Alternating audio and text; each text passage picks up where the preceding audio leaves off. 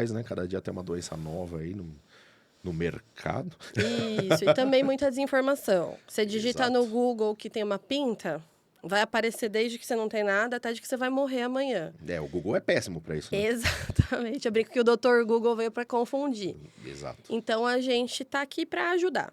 Então, Show. assim, o meu trabalho é, com o meu conhecimento, filtrar as informações de forma clara e passar para os pais, né? Para as famílias conseguirem aí direcionar, né, o cuidado com os filhos. O melhor tratamento, né? Uhum. E eu acho que é isso mesmo, porque hoje todo mundo vai no Google ali e o Google não é médico, né?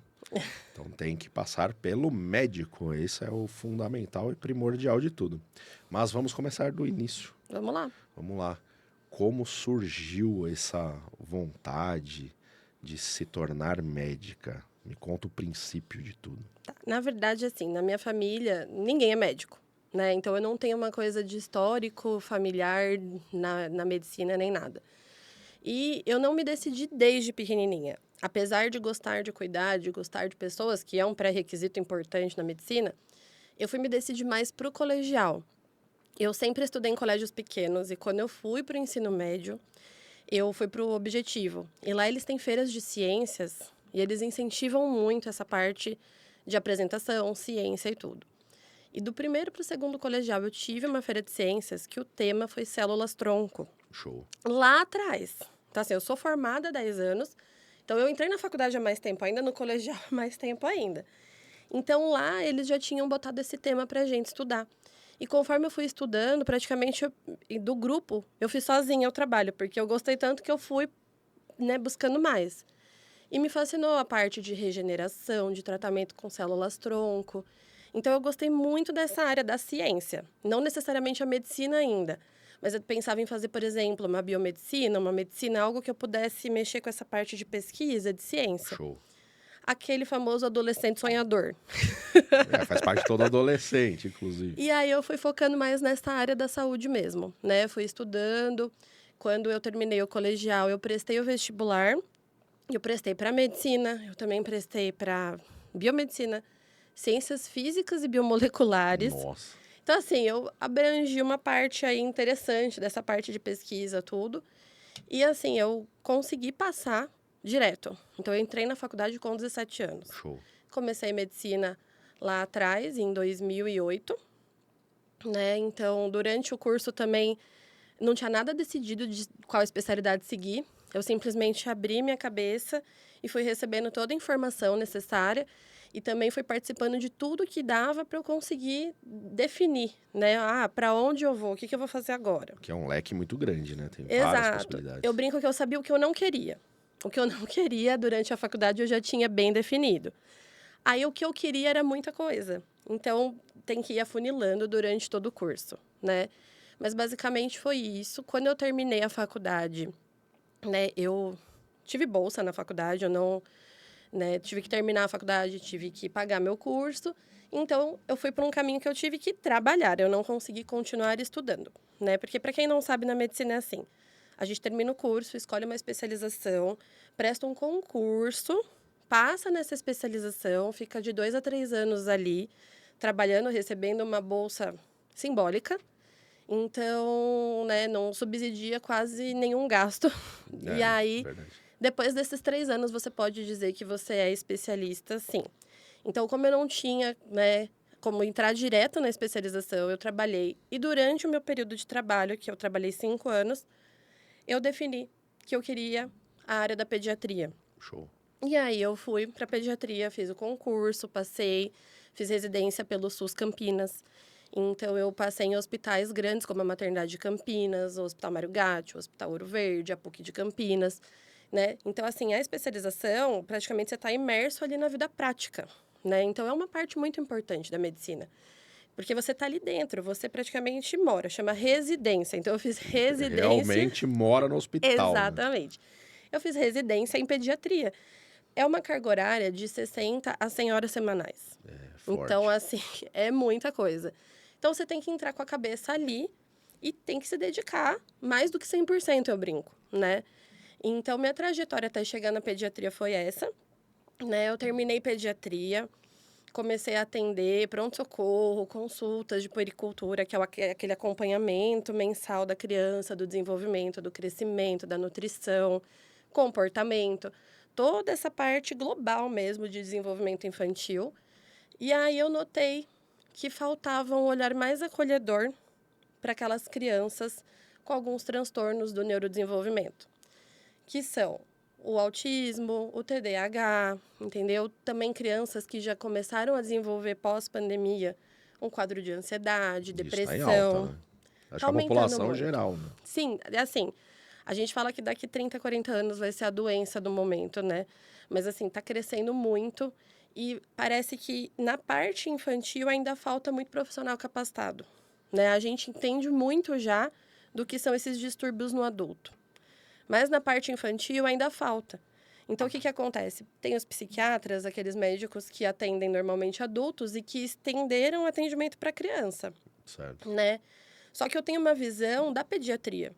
É diferente, né? Exato. Então, eu achei importante entrar numa pós-graduação. A gente nunca para, né? Eu brinco até falando com meu marido que o médico, quando ele para de estudar, é porque acabou a carreira. A gente nunca para. É uma evolução contínua. Né? Exato. Então, tem que estar sempre se atualizando. A gente não pode parar no tempo, É né? verdade. Então, assim, as condutas que o meu pediatra tomava há mais ou menos uns 25 anos, 30 anos atrás, já mudaram. Não que lá tivesse errado, mas a medicina já evoluiu muito. A gente tem que evolução é evoluir constante. junto. Exatamente. E aí, então, agora eu estou fazendo uma pós-graduação em psiquiatria da infância e adolescência pelo Einstein e eu termino ano que vem. Show. Então, aqui tá a minha trajetória por enquanto, né? Porque eu brinco que a Sensacional. gente vai, né? Com certeza, a evolução vai trazer novas realidades aí no futuro. Exatamente. E conta uma coisa, a faculdade de medicina não é algo fácil. Não. Pelo contrário, é uma das mais difíceis que existem, né? Eu brinco que o fácil é entrar. O difícil é fazer e terminar. Se manter ali e Exatamente, entendeu? Não que seja muito fácil entrar, né? Mas assim, o pessoal acha que o vestibular é o mais difícil e tudo. Realmente, é um vestibular diferenciado, né? Relacionado aos outros cursos ali, a peneira que você faz. Tanto que existe o vestibular e o vestibular para a medicina. Já é outra prova Exato. diferente. Então, assim, mas a parte de entrar é uma parte.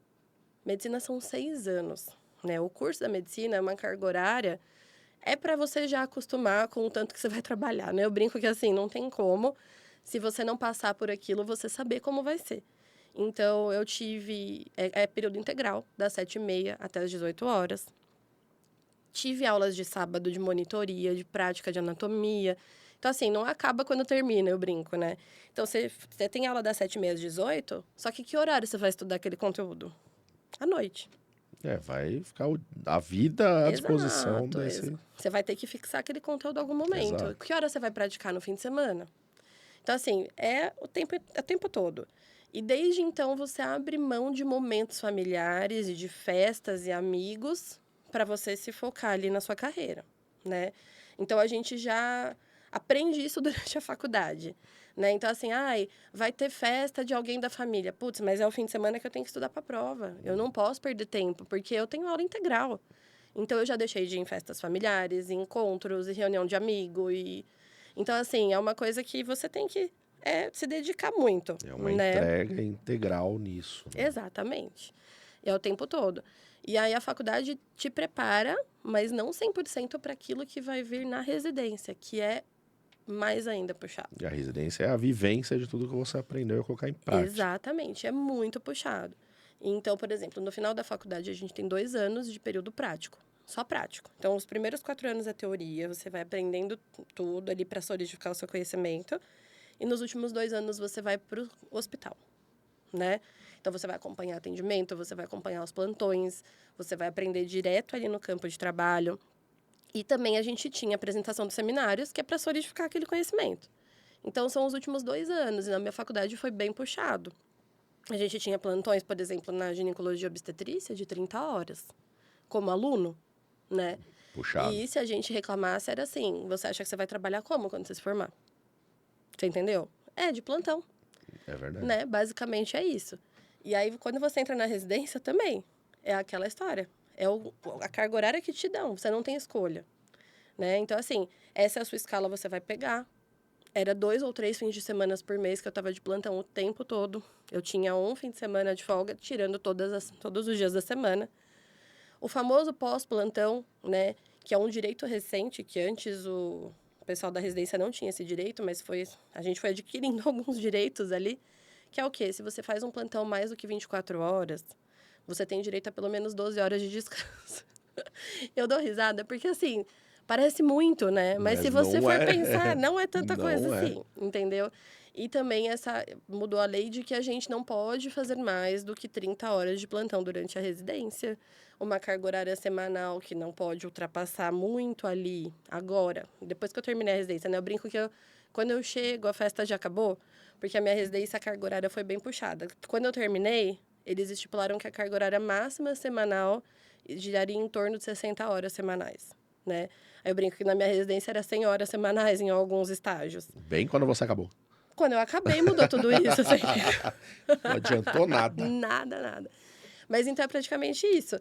A faculdade não é fácil, você vai viver a residência ali, não é fácil.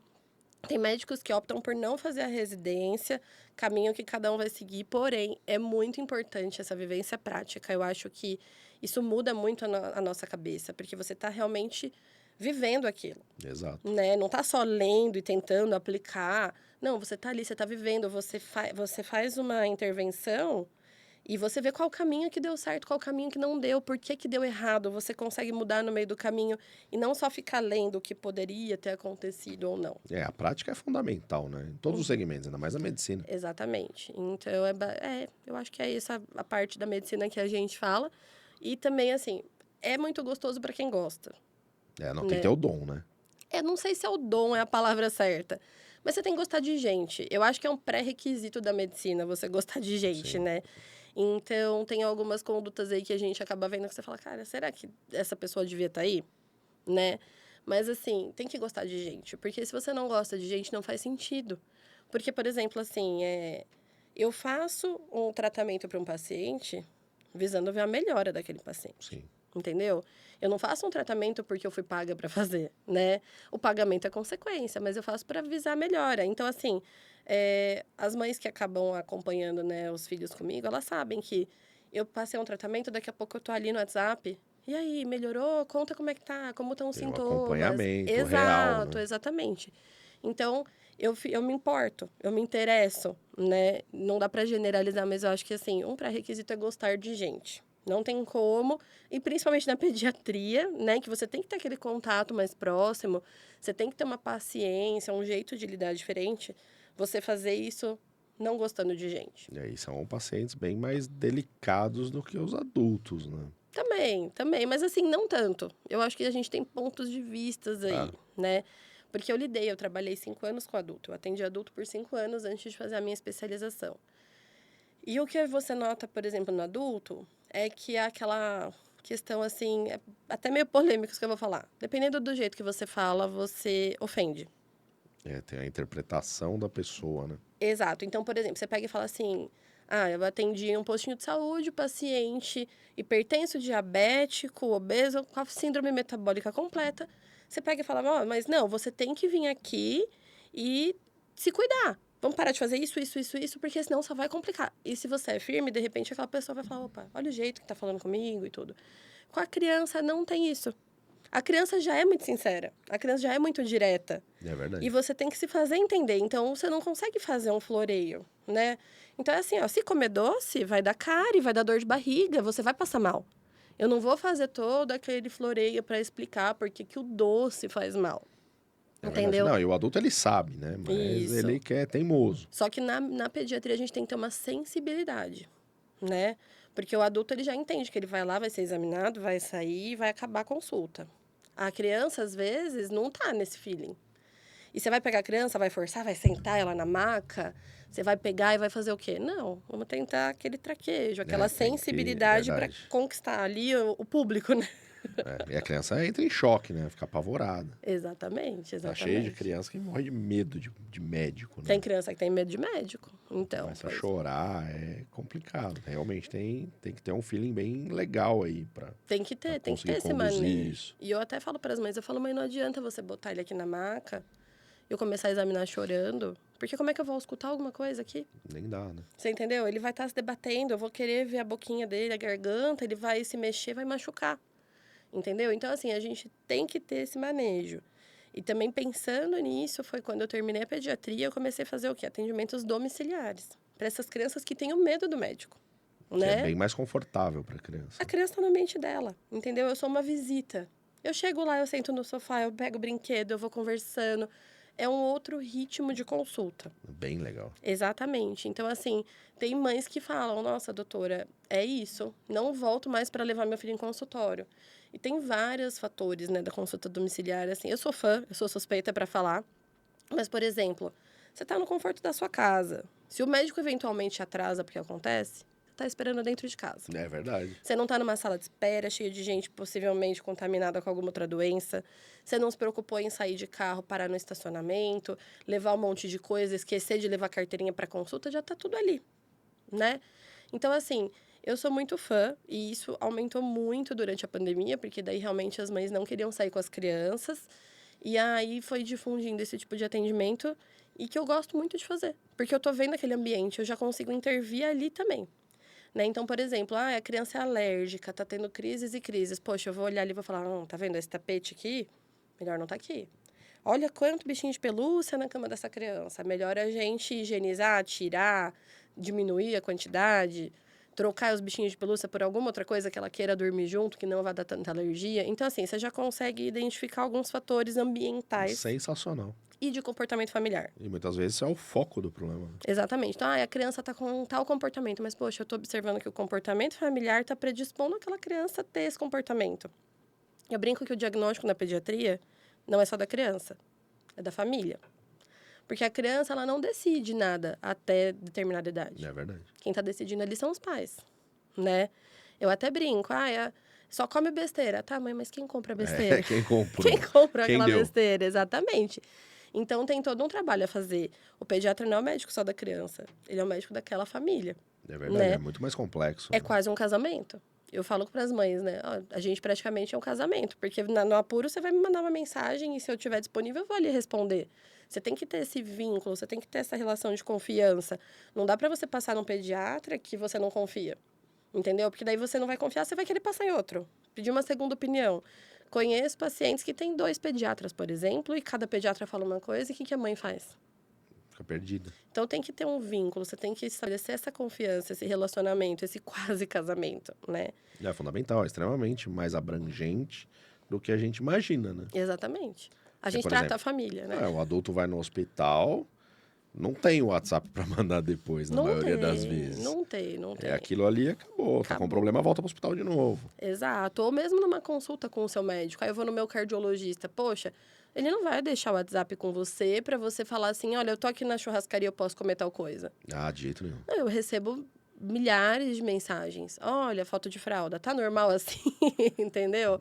Ai, Nossa, a olha... galeria do celular deve ser uma beleza. Maravilhoso, maravilhoso. Tem que ir apagando ou não deixar para baixar assim automático, entendeu? Ai, foto a criança vomitou, foto no chão, assim. Nossa. Eu recebo de tudo, entendeu? E eu entendo que as mães estão preocupadas ali. Aquela questão de mãe de primeira viagem, por exemplo. Qualquer Aí coisinha é que complicado. acontece, vem e me manda uma mensagem. Poxa, vamos acalmar nessa mãe. Eu acho que, assim, é um trabalho por fora da consulta que muitas mães não entendem isso como trabalho, mas é. Né? Então, a gente tem que deixar claro que, assim, o momento que eu tô respondendo as mensagens no WhatsApp, eu tô trabalhando. Ah, com certeza. Né? Tá à Eu disposição. tive que parar de ficar com a minha filha, de parar de conversar com meu marido, eu tive que parar de repente, assistir uma série que eu tô lá no meu momento de lazer e pensar. Sim. Porque não é automático, muitas vezes. Então, muitas vezes, as mães vão me mandar queixa, eu vou estar ali, entendeu? E parar, pensar, raciocinar, um raciocínio clínico. É o meu trabalho, ali também. Apesar de o WhatsApp confundir muito as coisas na cabeça das pessoas, ali é um trabalho. Com certeza. Né? Então, assim, eu brinco que o pediatra é o que se estende mais o trabalho fora da consulta. Realmente. Né? Então, a gente estende muito, né? E os ginecologistas também, né? Porque eles acabam tendo que ficar disponíveis para o parto. Nossa, é verdade. Exatamente. Mas, assim, o pediatra tem que ter esse manejo, né? Muitos pediatras nem passam WhatsApp. Entendeu? Pra não ter esse... Graças a Deus, as famílias que eu acompanho são famílias muito queridas, e que me mandam mensagens pertinentes nos momentos pertinentes, entendeu? Agora, tem pessoas que nem passam WhatsApp porque realmente o pessoal perde a mão ali. Você entendeu? Qualquer coisinha tá ali mandando mensagem e não entendendo aquilo como um trabalho, né? Como praticamente se fosse um amigo que tá te dando uma dica ali, ó, pega o caminho tal, vira ali, beleza. Realmente. Tem gente que vai confundir as coisas, né? Não Exatamente. é normal. Isso aí é do ser humano. Não, é completamente normal. A gente tem que ir guiando ali. Exato. Exato. Tem que ter o manejo do negócio, né? Exatamente. Realmente é uma profissão que não tem limites, né? Uhum. O negócio é extremamente Eu abrangente. brinco com a mãe dos pacientes, eu falo assim, ó, meu WhatsApp tá disponível para vocês, mas eu durmo, eu como, eu brinco com a minha Eu sou um filha. ser humano também. Exato, então vai ter momentos que eu não vou responder, Claro. entendeu? Eu não tenho como estar 24 horas disponível, entendeu? Então, tem mensagens automáticas que eu deixo. Se é urgente, não espera a minha resposta, vai pro hospital, né? Ou me liga. Ah, é uma dúvida muito urgente que eu acho que não precisa de hospital, talvez me ligue dentro do horário normal. Sim, eu vou ligar Ok. 3 horas da manhã, né? Exatamente, exatamente. Sensacional. Fala uma coisa, qual foi a maior dificuldade que você teve na faculdade? Que você vê assim que foi algo que, não sei, muitas vezes a gente pega uma matéria ali e fala, putz, esse negócio não dá pra mim. É, eu acho das matérias básicas foi bioquímica e biofísica, porque são muitos processos químicos e biológicos que você tem que entender uma cascata, senão você não entende o processo final. Entendi. E na cabeça, e a gente aprende isso no primeiro ano de faculdade, então na cabeça Já daquela, começa bem, já. daquela criança adolescente que está entrando ali, porque eu entrei com 17, você fala, caramba, que mundo é esse? Né? Meio que você não tem uma maturidade ali de matéria mesmo para lidar com aquilo. Então, assim, você vai quebrando a cabeça até conseguir. Então, das matérias básicas, eu acho que isso foi o que eu lidei. E aí, consequente a isso, a gente precisa de muita bioquímica para entender o quê? Farmacologia, como que as medicações agem. Entendi. Então, Que é também chegou ali na extremamente complexo. farmacologia, eu tinha que ficar voltando na bioquímica, voltando. E das cadeiras maiores, assim, das cadeiras clínicas que a gente pode dizer, eu acho que oftalmologia é um mundo à parte. Porque é muita física, muita refração de luz, é muita coisa diferente do que você vê no dia a dia, entendeu? Entendi. Então, eu acho que essas matérias, em termos de achar difícil, foi o que eu achei mais difícil, né?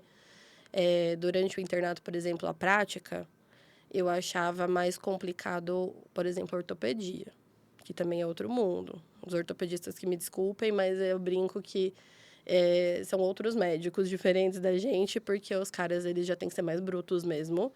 E é outra maneira de lidar ali com o dia a dia. E também é diferente. É diferente, por exemplo, para um pediatra, que é tudo fofinho. Não, com Que certeza. fala mãezinha, entendeu? Comidinha. É verdade. E aí você chega naquele mundo da ortopedia, os caras.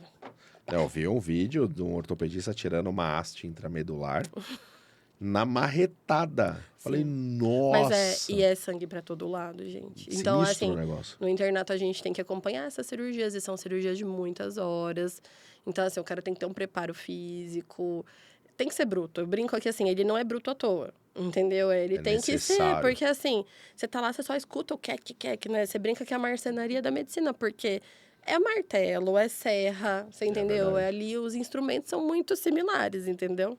É bruto o negócio. Sim, sim. E assim, um caso que você tenha que se tornou uma referência, assim, algo que realmente marcou na sua vida. Então, aí a gente também vai entrar num assunto polêmico do momento, que é o aborto, né? Mas durante o internato na faculdade ainda, eu tava no plantão junto com o ginecologista e chegou duas adolescentes, praticamente adolescentes, vai 18, 19 anos ali.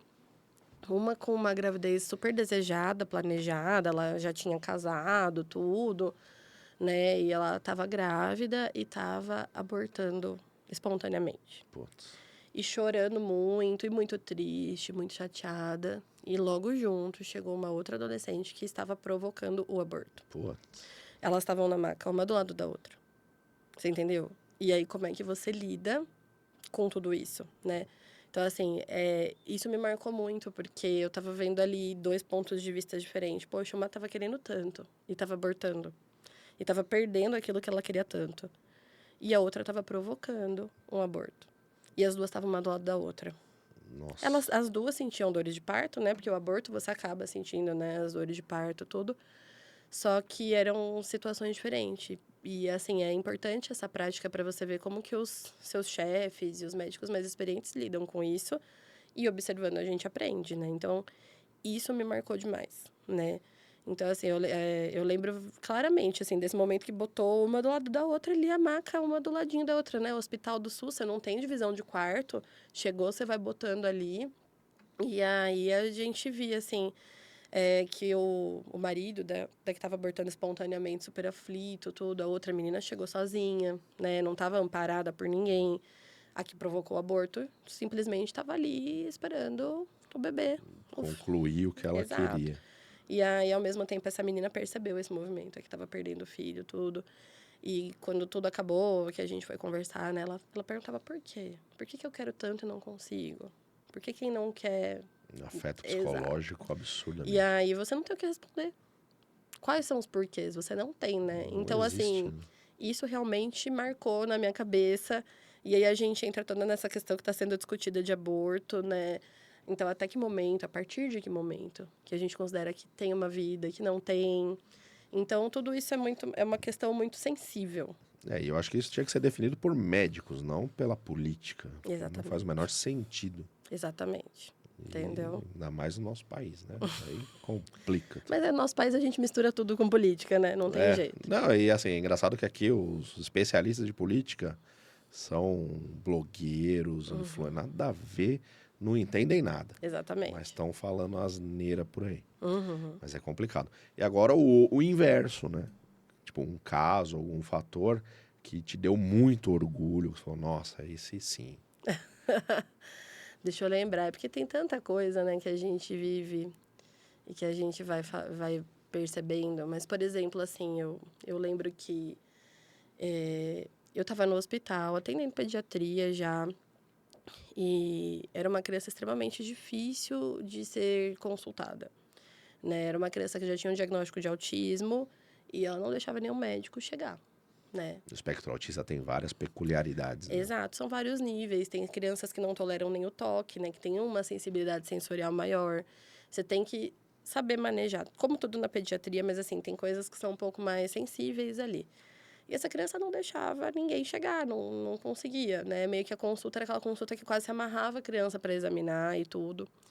E eu lembro que essa mãe, inclusive hoje acompanha a filhinha comigo, né? Mas eu lembro que essa mãe chegou já super insegura, né? Você já vê que a mãe já chega meio que dando mil desculpas por ter um filho no espectro, que não é certo ela chegar dando desculpa. Ah, olha, desculpa, ela é autista, ela não deixa. Não precisa, entendeu? Então, assim, essa criança era super difícil de ser examinada, então ela já chegou explicando isso pra mim. E eu percebendo naquela aflição, eu sou mãe também, então a gente consegue acolher um pouco melhor.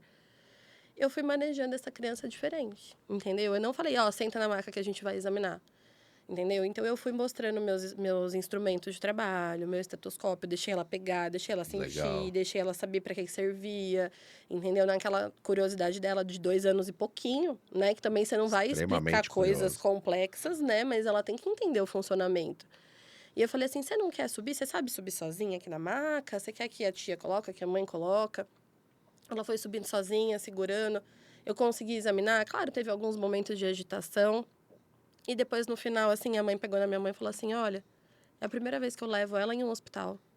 E que um médico, em tão pouco tempo, consegue entrar no mundo dela para examinar. E com o olhinho cheio de lágrima dessa mãe, né? Então, assim, eu como mãe me emocionei muito. E é uma coisa, assim, que eu falo que faz a diferença, entendeu? Porque aquilo que eu falei, não adianta eu examinar o seu filho gritando, chorando, entendeu? Que exame vai ser esse? Eu vou conseguir perceber o quê? Uma ausculta cardíaca? Eu vou conseguir perceber alguma coisa com o seu filho gritando? Uma respiração? Que respiração que vai ter com o seu filho chorando? É verdade. Então, a gente tem que ter esse manejo. E, assim, na hora que ela falou isso, que me acendeu essa luzinha. Eu falei, gente, olha, realmente, né? A gente escuta tanta criança. Tem criança que faz o chororô com o médico por vários motivos. Tem medo de médico, por exemplo. Exato. Mas, por exemplo, nesse caso dessas crianças... Então, assim, ela ali me ensinou a também lidar com todas as outras que estavam também inseguras. Não só do espectro autista. Mas, então, eu comecei a ter um manejo, assim, de consulta muito diferente a partir dali com todas as outras crianças, entendeu? Eu já não gostava de fazer uma consulta à força, né? Usar esse termo, assim. Mas, assim, eu percebi que com ela eu conseguiria trazer o que eu fiz no atendimento com ela com as outras. Até hoje eu acompanho, né? Essa criança já tá com 5 anos já. Show. Então, no começo também as consultas domiciliares era difícil. Eu chegava, ela saía correndo, eu não queria ficar. Mas, assim, agora ela vem, me recebe, ela pega o esteto, ela põe no lugar, tudo certo. Eu pego o palito, ela já abre a boca. Então, assim, super tranquilo agora. Mas a gente tem que ter a paciência, a gente tem que ter essa sensibilidade, entendeu? Então, assim, eu me orgulho porque foi simples. Então, nessa simplicidade, eu percebi que eu realmente consegui acalmar o coração daquela mãe que, por exemplo, não, o problema não tá na sua criança, entendeu? A gente tem que saber Sim. lidar. E ela deve ter passado por várias Exato. situações ruins Para ela pegar antes. e me falar com o olhinho cheio de lágrima, olha, Exato. você foi a primeira que ela não gritou, não chorou e tudo mais. Então, assim, né, tipo, de mãe para mãe a gente acaba sentindo isso, né? E o fato de você ser mãe também ajuda pra caramba, né? Ajuda, né? Porque eu falo que é um curso intensivo de pediatria que eu tenho em casa. É verdade. Que o meu plantão mais cansativo é quando eu tô em casa, na verdade, porque ali é full time, É verdade. né? É, nessa parte de atendimentos e tudo mais, ah, teve realmente esse caso. E os seus pacientes, eles são bem difundidos, né? São várias crianças ou tem um segmento específico? Não, não tem. Como a gente faz essa consulta domiciliar em puericultura, que é sobre desenvolvimento infantil e comportamento, então eu pego crianças desde que nasceram até crianças maiores, que estão ali entrando na puberdade, tem toda uma peculiaridade, que estão sendo alfabetizadas. Então, assim, a gente vai acompanhar o desenvolvimento ali o tempo todo. Eu vou estar ali, é o que eu falo, é praticamente um casamento. Então, tem bebês que eu acompanho desde que nasceram, que as mães vieram me procurar grávidas e falaram: ó, eu quero que você acompanhe desde a primeira consulta. E eu faço desde a primeira consulta, a gente vai vendo o desenvolvimento. Então, eu acho que agora o que é muito importante a gente frisar é o seguinte, né? Virou uma máxima e há um tempo de que cada criança tem o seu tempo. Ok. Mas dentro dos limites estabelecidos, eu que acompanho o desenvolvimento infantil, é muito importante saber. Cada criança tem seu tempo, mas uma criança que com 2 anos não fala nada tem que ser investigada, por exemplo. Você vai esperar até quando para aquela criança começar a falar? Pode ser um atraso de fala simples, mas pode estar querendo indicar outras coisas maiores neurológicas ali pra gente, né? Então, cada criança tem seu tempo dentro daquele período esperado. A criança precisa falar as primeiras palavras em torno de 1 ano. Mas quer dizer que com 12 meses, se ela não falou, tem algum problema? Não, não quer dizer.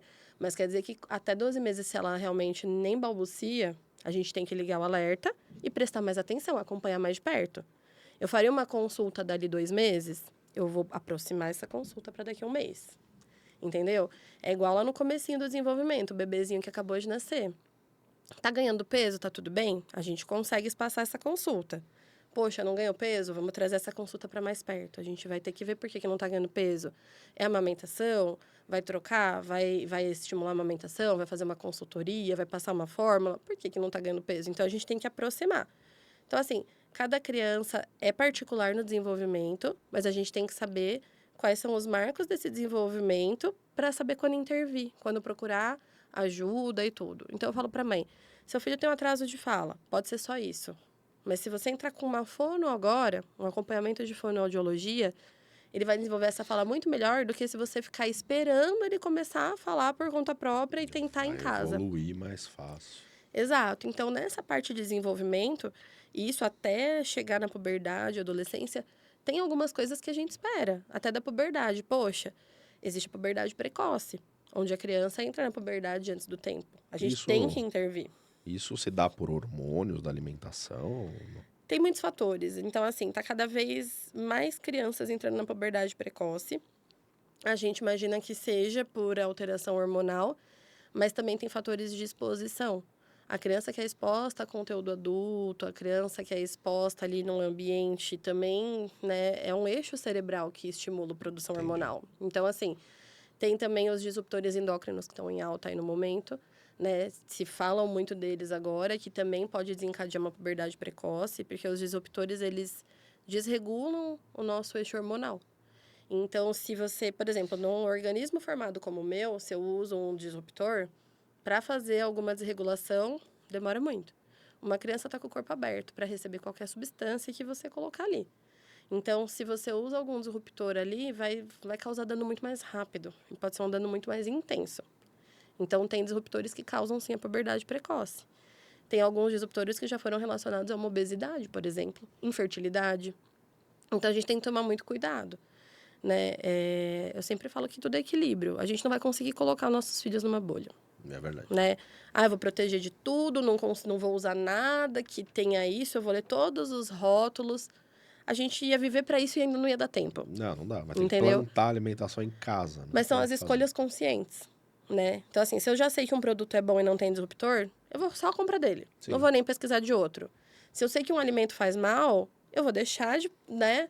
Então, assim, são várias coisas que a gente pode pensar em pequenas escolhas do dia a dia que a gente consegue escolher o menos pior. Entendeu? Porque ultimamente até respirar tá fazendo mal, né? Com o tempo que a gente tá aí Mas hoje em dia essas queimadas aí. Exatamente. Então, a gente tem que ter umas escolhas conscientes, sem neurose, né? Eu brinco que é assim, porque tem gente que fica neurótica e também não vai nem beber uma água, vai ver o que tem na garrafa. Então, fica complicado. Mas, assim, eu acho que é por isso que a informação é importante. Você tem que saber que existe. E você tem que saber o que fazer para melhorar aquilo. E, a partir daí, como que você vai usar isso no seu dia a dia, entendeu? Sim. E fala uma coisa. A gente acompanha que em cada momento surgem novas preocupações em relação a doenças, virose e tudo mais. A gente saiu de uma pandemia absurda e tem outras viroses aí, outros problemas, Surtos, né, Uhum. acontecendo. O que tá rolando hoje? Na verdade, eu brinco, né? Eu falo com as mães dos meus pacientes que a mãe e a pediatra não tem um minuto de paz, né? Porque cada hora surgindo alguma coisa. E a criança, por ir na escola e ter contato com muitas outras crianças, difunde isso muito mais rápido, né? E, assim, a gente não tem que ter a ilusão de que tem uma higiene absoluta dentro de uma escola. Não As tem. crianças pequenas vão pegar chupeta uma da boca da outra, A criança entendeu? põe a Vão mão no dividir, chão, vão põe na dividir boca. garrafinha, vão se lamber, se morder. Então, assim, a gente sabe que ali é um ambiente que vai difundir as viroses e as infecções muito mais rápido.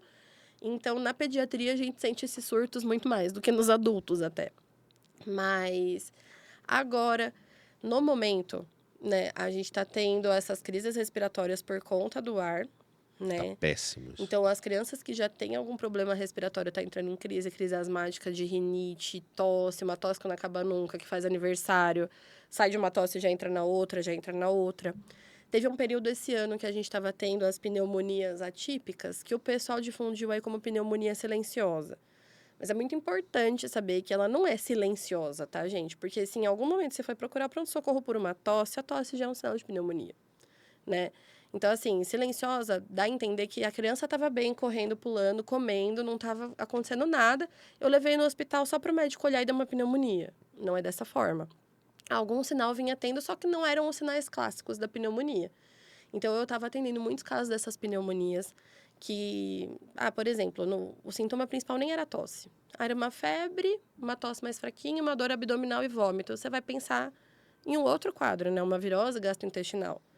Mas eu ia lá, avaliava, não gostava do jeito que eu estava vendo o paciente, pede um raio-x, estava lá uma pneumonia enorme. Nossa. E com poucos dias de evolução, né? Então, assim, não é uma criança que vinha arrastando vários dias de doença. Com poucos dias, uma pneumonia enorme. Rápido.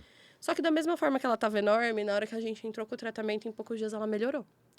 Só que a gente teve muitos casos entre abril e... Até agora aparece um pouquinho, mas assim, eu acho que julho e agosto foi o ápice do que eu atendi de pneumonias aí. E a gente tem uma suspeita de que a vacina da... A gente tem as vacinas todas, né? Então, tem a vacina Pneumo 10 no SUS. De que essa vacina já não está mais abrangendo as bactérias que estão causando as pneumonias nas crianças no momento. Evoluiu. A gente tem que expandir. Só que, infelizmente, não tem no SUS essa vacina. Tem nas clínicas particulares só. Que é a Pneumo 13, ou seja, de 10 sorotipos de bactérias, vai para 13 e tem a 15 agora.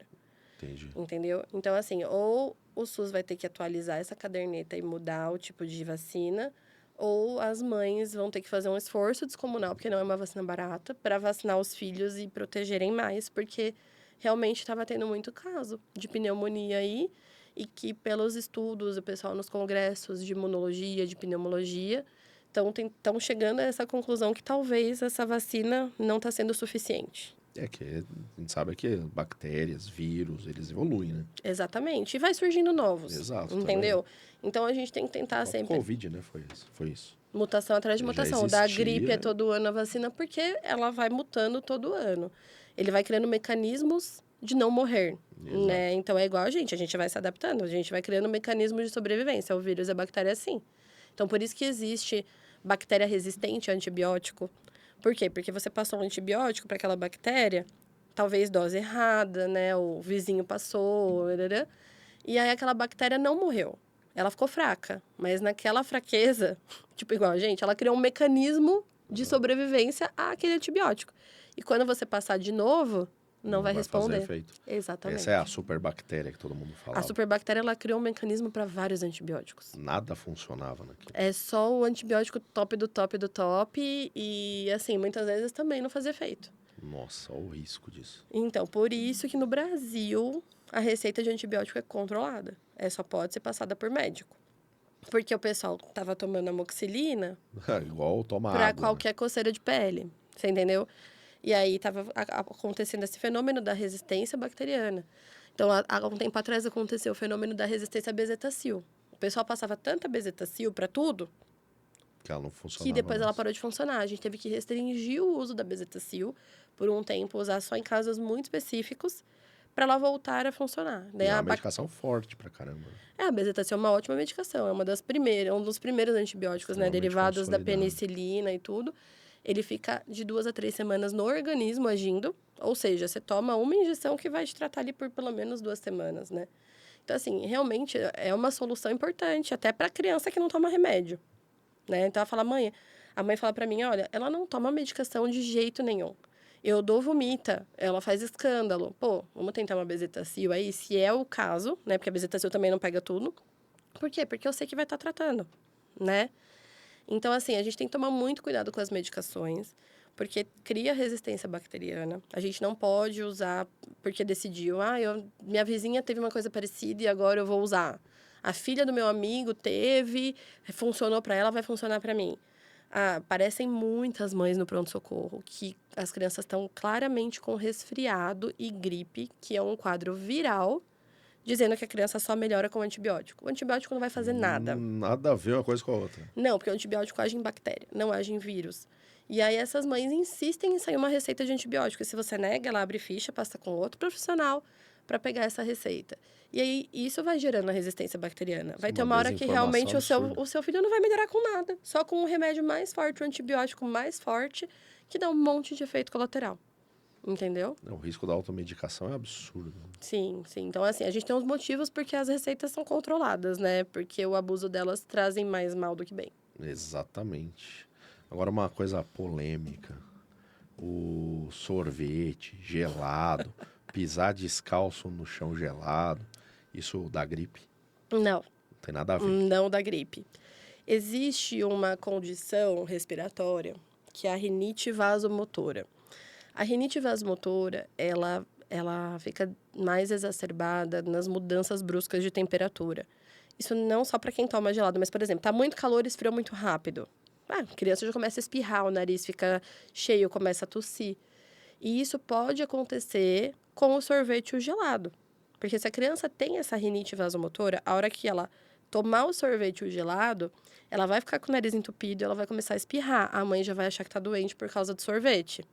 Mas não é, porque se você der um banho quente, um leitinho quente, botar na cama, no dia seguinte a criança tá nova. Não teve febre, não ficou com mal-estar, mas teve aqueles sintomas que nos primeiros dias realmente parece uma gripe, tá? Então isso é muito polêmico. Pra gente ter gripe, a gente tem que ter contato com o vírus. Entendeu? Gripe, resfriado, qualquer doença contagiosa, você tem que ter contato com o vírus. E o gelado não vai causar nada disso. Eu até brinco com a mãe, quando a criança tá com dor de garganta, eu falo, dá gelado. Por quê? O que você faz quando você bate a perna? Põe gelado. Põe o gelo. Por quê? Porque ele desinflama. Exato. Se a garganta está inflamada, a criança, ao entrar em contato com alimento quente ou bebida quente, ela vai ter uma sensibilidade maior. Dá o gelado, ela não tem, vai melhorar essa sensibilidade, vai diminuir a dor dessa criança. Entendeu? Claro, se ela não tiver essas condições que eu falei anteriormente. Pós-cirurgia de amígdala. Você sai com uma receita É do verdade. médico. Sorvete líquido gelado. Você entendeu? Até no dentista, né? Vai fazer uma extração de dente, você Exato. toma sorvete depois pra ajudar. Exatamente. Então, só por aí já cai por terra, tá? Eu, como mãe, mando minha filha botar meia no pé pra não ficar com o pé no chão gelado, tá? Mas eu acho que isso é muito fator emocional mesmo. Mas isso é cultural, né? Isso, mesmo sabendo que não vai dar nada. Você entendeu? É porque eu tô com frio. Eu tô com frio no meu pé. Poxa, por que minha filha não tá? E minha filha é a rainha de andar descalça. Entendeu? Minha filha vem da escola, entra no carro, tira o tira tênis e a tudo. meia e já larga tudo no carro. Ela não suporta ficar de sapato. Então, tô lá eu gritando pra ela: põe a meia, põe o chinelo, não fica descalça. Mas assim, eu sei que não vai deixar ela doente. Mas emocionalmente aquilo me deixa mais calma, entendeu? Entendi. Eu vi um vídeo no YouTube de um hospital americano, aí tá a criancinha lá com febre e a enfermeira dá um sorvete pra ela. Um geladinho. É. Exatamente. Falei, ó, sensacional. O que acontece? Lá nos Estados Unidos, eles têm um gelinho, né? Geladinho, não sei como é que chama em cada região, de soro de reidratação oral. Ah, tem soro ali. Isso. O Pedialyte, que é aquele sorinho que a gente compra pronto na farmácia, Aham. lá nos Estados Unidos e na Europa, tem o que chama de Popsicles de Pedialyte, que é o geladinho do soro. É colorido, é azul, é vermelho, é roxo. Então, assim, o que acontece? Quando uma criança está doente, com febre, ela desidrata. Então, logo que você chega no pronto-socorro, em alguns hospitais, eles já te dão esse geladinho, porque a criança vai se hidratar, essa febre vai baixar e vai ser muito mais fácil de avaliar. Entendeu? E a criança, de repente, já está até melhor. Sensacional. Porque no soro de reidratação já tem uns nutrientes ali importantes para essa criança. Então, assim, aqui não chegou esse geladinho ainda, mas eu falo para os pais: por que você não faz um sorvete com o sorinho? Porque o sorinho é ruim de tomar, né? Tem gosto salgado, ele tem sal, ele tem açúcar ali. Eu falo assim: por que você não faz um sorvete com esse sorinho? Põe num picolé, é muito mais fácil você oferecer um picolé de soro do que o soro mesmo. Sensacional. Entendeu? Mas assim, por que não tem aqui? Não sei, um país tão tropical, com tanto calor, não ter um sorvetinho de sorinho de reidratação para verdade. criança, entendeu? Eu nem sabia que tinha soro. É um sorvete, sei lá, né? Exato. Só pra baixar mesmo pela temperatura, né? Baixa a temperatura, você repõe os nutrientes e você hidrata uma criança. Tudo que tá dando mal-estar ali nela no momento, entendeu? Sensacional. Eu sei que em casa é difícil. Não, o sorinho de reidratação não é bom. Eu sempre falo para as mães: você experimenta o que você vai dar pro seu filho, tanto de remédio quanto dessas coisas, porque muitas vezes você tá lá brigando com a criança e é ruim o gosto. A gente tem que ter uns artifícios para conseguir hidratar essa criança, né? Então eu falo sobre esse sorvete, eu falo para fazer gelo colorido, pegar aquele Pedialyte de morango que é vermelho, fazer gelo de Pedialyte, colocar no copo de água para tomar água com gelo colorido.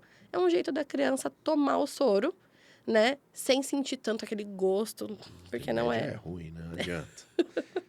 Nem a gente que é adulto gosta, imagina a criançada, né? Exatamente. E aí você olha lá, sabor abacaxi. Não tem sabor de abacaxi. Não aquele tem. negócio. É horrível. Não tem sabor morango, tem sal ali. Como que tem sabor não morango, dá, entendeu? É fora da curva, não tem jeito. Felizmente é assim. Fala uma coisa, que dica você dá para quem quer seguir o caminho da medicina? Tá.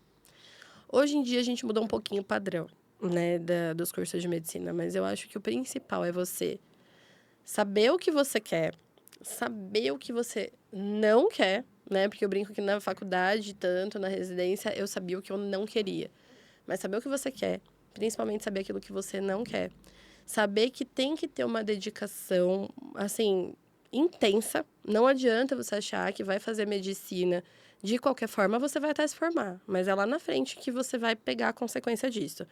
Uma dedicação intensa. Estudar, reler, pensar, ponderar sobre o assunto. E saber que você vai ter que abrir mão de alguns momentos agora para viver alguns momentos lá na frente.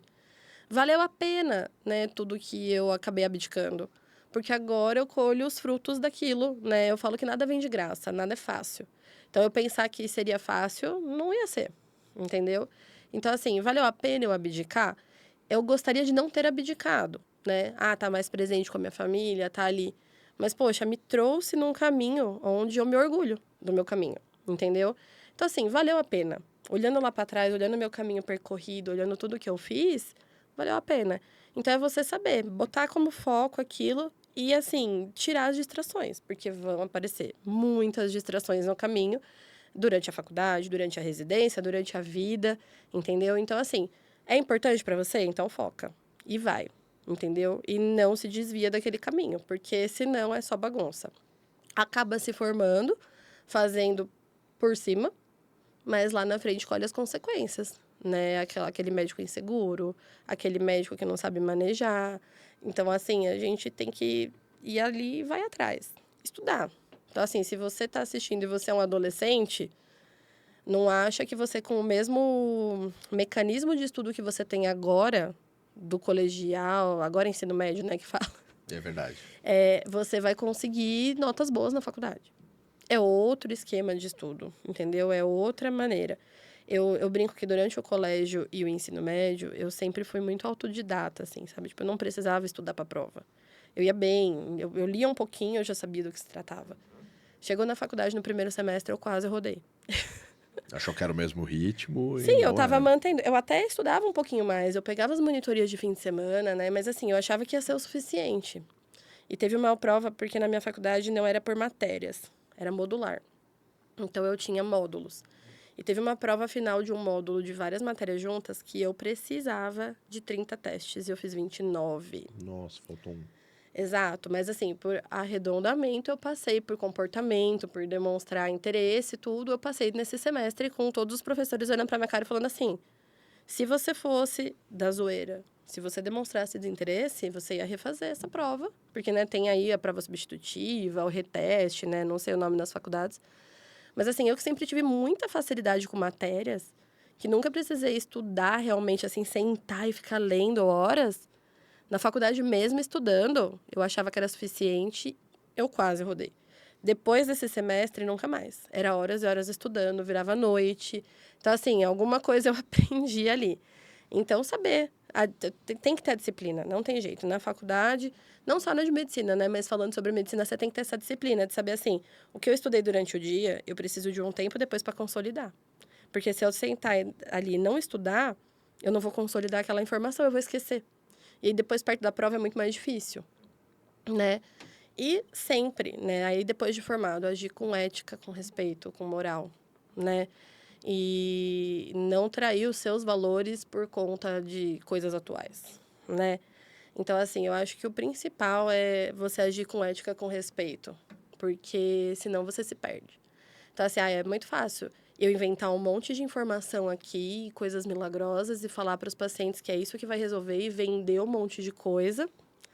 E aí o pessoal iludido, porque não tem conhecimento, vai comprar, eu vou ficar milionária e tá tudo certo. Entendeu? Mas como é que fica aqui o meu princípio, a minha ética, a minha moral? Então, assim, muito importante isso. É Depois. fundamental. É a base, né? Tem que ser Exatamente. uma base sólida para evoluir com consistência. E isso para todo mundo, mas eu acho que para quem cuida de vida é mais. Com certeza. A Entendeu? responsabilidade é muito maior. Exatamente. Vender um curso aí de como ficar milionário, como tem vários, né? Aham. Inclusive gente que não é milionário. É fácil e beleza, né? Agora, mas um médico vendendo uma cura de, sei lá, tal coisa. Exato, e tá tendo várias coisas assim por aí, né? Então, assim, a gente tem que tomar muito cuidado, porque é muito fácil você cair naquilo que é fácil e dar dinheiro, né? Exatamente. Então, assim, você tem que saber por que você fez medicina, né? Se você tem muito claro por que você fez a medicina, por que você tá trabalhando, não se desvia daquilo, né? Porque vai aparecer oportunidades de você se desviar daquilo. É uma realidade. E outra dúvida. A pediatria, ela cuida de pacientes de qual idade a qual idade? É até os 18 anos, não, né? Aí que tá, vamos lá. Sim, até Sério? mais até, tá? Existe um campo da pediatria que é o ebiatra, que ele é o médico do adolescente, Entendi. tá? Então, a partir do momento que aquele adolescente entrou na puberdade ou já está naquela fase super tranquila da adolescência, os ebiatras podem assumir. É uma especialidade relativamente nova, não é tão nova assim, porque desde que eu faço faculdade eu já tenho contatos, mas assim, nova de uns 30 anos para cá, se a gente for ver a medicina de forma geral, Considerando tudo, é recente. e que não tem tanto divulgação assim, né? Eu nunca tinha ouvido falar disso. Então, são os médicos pediatras, eles são pediatras, é uma subespecialização da pediatria, que eles cuidam das particularidades da adolescência, da mudança corporal, de como aquele adolescente se vê, dessas questões agora que aparecem de gênero, das questões psicológicas da adolescência, que o adolescente, naturalmente, ele se fecha para a família, ele se abre para o mundo, A gente chama de né? rebeldia. Exatamente, porque até virar adolescente, aquela criança se vê como muito parte da família. Então, aqui ela vai ter como espelho os pais. Sim. Então, e é muito importante o papel dos pais. A partir da adolescência, aquela criança quer se ver como indivíduo. Então, ele vai começar a contestar os pais. Já não quer mais andar junto. Exato, e ele vai começar a querer se inserir em grupos. E é aí que os pais se perdem e perdem os adolescentes. É o perigo, né? Porque Exatamente. se entrar num grupo ruim, complicou. Exatamente. Então, tem que ter uma base muito sólida formada para na adolescência aquele adolescente não se perder. Você entendeu? E aí o ebiatra ele entra ali, aquele acompanhamento da mente do adolescente que é mega complexa, né? Que vai ter os fatores normais, mas não é porque é normal uma rebeldia, um isolamento, um comportamento que ele não tem que ser orientado. Tá, é normal você se sentir assim, mas por que você está se sentindo assim? O que a gente vai fazer para você resolver? Tá? Porque o que eu vejo hoje em dia, já pegando outro gancho, Você que manda. é essa educação positiva que tá meio virando permissiva. É muito normal a criança fazer birra. É muito normal a criança fazer birra, né? Dos 2 anos aos 4, 5 anos é muito normal. Mas é por isso que eu vou deixar ela fazer a birra e vou ceder? Não, tem que impor limites, né? Exatamente. As crianças pedem limites, né? Eu brinco que, assim, ela não tem o limite dela. Ela tá te pedindo. Então, em alguns momentos, ela tá... Opa, ó, olha aqui pra mim. Faz alguma coisa. Você que tá mandando aqui. Então, assim, tá lá fazendo a birra dela, você não vai simplesmente falar, não, tudo bem, minha querida, eu não ia te dar esse doce agora, mas porque você chorou, eu dei. Por quê? Na cabeça dela vai falar assim, poxa, então se eu faço a birra e choro, eu ganho. Funcionou. Vou fazer sempre. Exato. Não que ela está fazendo para te enfrentar, mas isso é uma coisa cerebral nossa. Se você tem um comportamento que te gera uma recompensa, você não vai ter esse comportamento sempre? Natural. Então, é isso. Então, é isso que a gente tem que entender. Tá difundindo essa educação positiva que tá virando permissiva. Onde a mãe deixa a criança, o pai deixa a criança fazer a birra, não faz nada e não orienta. Entendeu? Então, assim, tem que orientar. Usando minha experiência, a Manuela foi muito birrenta por um período aí que eu quase surtava junto. Mas, assim, às vezes ela tava lá fazendo a birra dela, nada resolvia. Eu pegava no colo, piorava. Eu deixava sozinha, piorava. Eu chegava perto, piorava. Eu ia longe, piorava. Eu falava, gente, eu não sei mais o que fazer.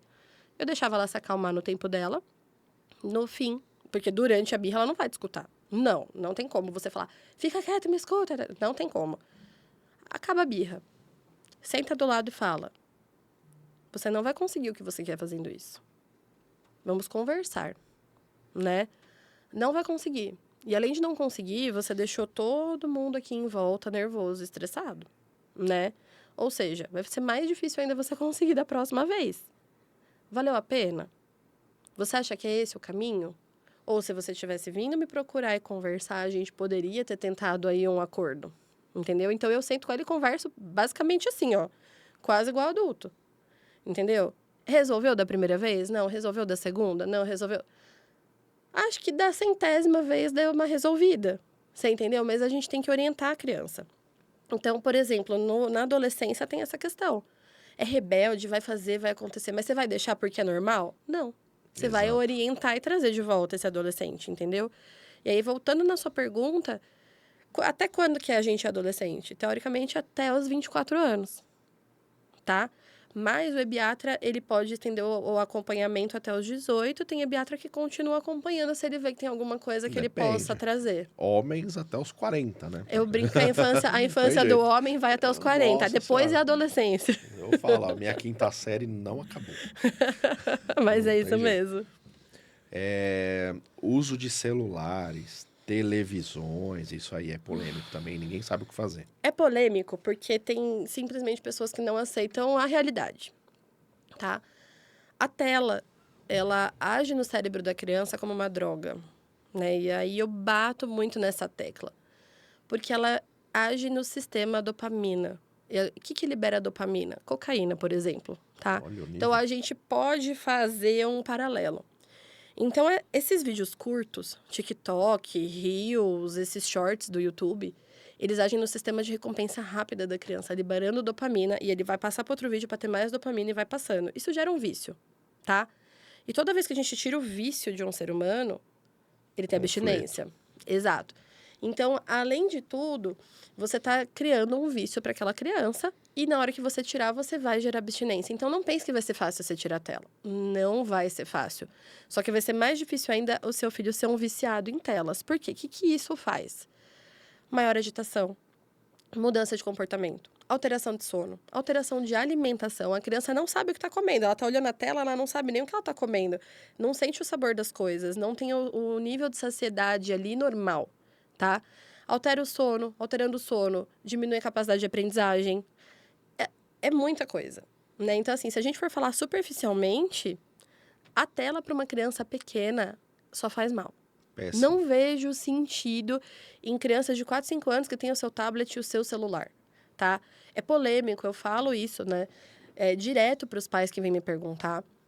Tem pais que realmente tiraram o celular das crianças e vêm me contar. Doutora, depois que eu tirei a outra criança, né? Eu tive experiência com a minha filha com telas, né? Ela ficou de férias com o braço quebrado. Acabamos tendo que liberar um pouco de tela. Ela não tinha muito o que fazer com o braço quebrado de férias. Só que mudou o comportamento dela completamente. Então, assim, o horário de dormir dela, que era às 9, passou a ser às 11, 11h30. Não dormia bem, acordava no meio da noite. Então, assim, não entrava no sono profundo. Ficou mais birrenta, ficou mais mal educada, enfrentando mais. E isso com 15, 20 dias de telas liberadas, né? E nem tanto, assim, só de celular. Tinha celular, mas TV, tudo. E aí, eu e meu marido, a gente meio que falou, cara, o que a gente vai fazer? Porque não tem outro motivo do que tá acontecendo. A gente cortou. Mas assim, cortou, não diminuiu. 100%. A gente cortou o celular. O celular ela não pegou mais. A gente deixava 15, 20 minutos um desenho na TV, também não perto da hora de dormir. E era aquilo. E demorou. Olha isso, foi 15 dias de tela para mais de um mês para ela voltar ao ritmo normal dela. Então, assim, a gente causa danos. E, assim, é querendo fazer o bem, é querendo cuidar. Mas, assim, a gente tem que estar atento. Se é uma coisa que a gente pode evitar, por que a gente vai fazer? E normalmente celulares, essas telas são a válvula de escape dos pais, né? Exato. E, assim, não dá pra gente julgar só isso, tá? Porque muitas vezes você tá ali sozinho com seu filho e você tem 1000 coisas pra fazer, Exatamente. né? Mas, então, escolhe o momento. Poxa, é aqueles 15 minutos que eu vou deixar você aqui. Depois eu vou tirar. Faz esse combinado. Por exemplo, a minha filha. Viagens longas de carro, a gente não consegue escapar muito, né? A gente já chegou, tá demorando, vai demorar, quanto tempo falta? E aí, daqui a pouco, começa a chorar porque tá demorando. É entediante pra criança. Exatamente. Então, o que eu faço? Eu pego meu celular no YouTube Kids com controle parental de conteúdo para não ficar fugindo. Dou pra ela e falo assim, 15 minutos. A hora que eu pedir de novo, você vai me dar. E se você não me der, vai ficar tanto tempo sem. Já tá combinado. Ela já entendeu. Pega o celular, a hora que dá a hora, eu tiro. Entendeu? Ela já acalmou um pouquinho ali daquele tédio. E aí, daqui a pouco, ela começa a estressar de novo e a gente tenta ver outra alternativa. É complicado, né? Sim, exatamente. Porque é uma ferramenta que tá na mão de todo mundo. É muito mais fácil você entregar o celular. E eu brinco que assim, né? Não adianta a gente também, de novo, voltar nessa história de viver numa bolha. Porque a tecnologia tá aí. Então, as crianças vão ter que aprender a usar. E vão ter que aprender a usar a seu favor. Então, crianças pequenas, eu não vejo sentido de você liberar um dispositivo próprio. Mas as crianças maiores, elas vão ter que aprender a lidar com isso. Quais são as ferramentas que aquela tecnologia traz? O que pode prejudicar para depois, quando estiver fora de casa e tiver acesso, ela ter noção do que está acontecendo ali. Porque você restringe, mas na escola o amiguinho tem. É verdade. Você entendeu? Vai dormir na casa de um amigo, você não sabe o que está vendo. Entendeu? Então, assim, conforme for ficando mais velho com maturidade para entender, eu acho que tem que ser liberado de forma controlada e com orientação, né? Porque a tecnologia tá aí, a gente não voltou pro tempo das cavernas. Não dá pra voltar atrás. Vai ser parte do dia a dia mais do que do nosso.